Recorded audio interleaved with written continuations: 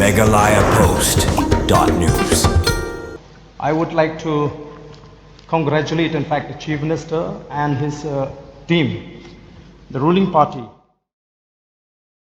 Hadian bala peteng biang ke derbar senrai mentaka sengi ke bala poi syaga sengi ke babut. Hadian bala sedang ke derbar senrai ba Ardent mila basayumat ulai Khublei Kyrpang yu Myntri Rangbah ke jela halor ke jing Tbit jungu ban Khwai ya Kiwei ke MLA syaga parti NPP. Keman pen gemau kani ke jing ai Khublei Kyrpang ba Ardent mila basayumat yu Myntri Rangbah ke jela kare hadian ba laingot ke MLA nang ke Kongres ke bakentup yu MLA ke Umsning u Dr. Celestine Lingdo u MLA ke Mawati ba Charles Marngar bat u MLA ke Nongston ba Gabriel Walang kelap penyesok ke parti NPP. Bad hakani ke derbar senrai ke ladon syakatop jangka parti NPP. Uba Ardent ula syim kebu ban ai Khublei yu Myntri Rangbah ke jela kade hadian ke jing ai lat usang konor ke yang derbar Tawan u Thomas A Sama ha ke jing tai lengkot ni ke short duration discussion hakani ke derbar senrai ke ba ula penpau bo Myntri Rangbah ke jela kan rot ke sama udan shisha ya kata ke jing Tbit ban Khwai ya Kiwei ke MLA bandon syakatop jengki. Syushu ula syimru ke kebu ban kitbok kriweng yu Myntri Rangbah ke jela ban yok kloi no ya ke jingkot jingkia kembang menta udan hapedeng ke jingstom kenang mun yok syim menta lang no hakani ke derbar senrai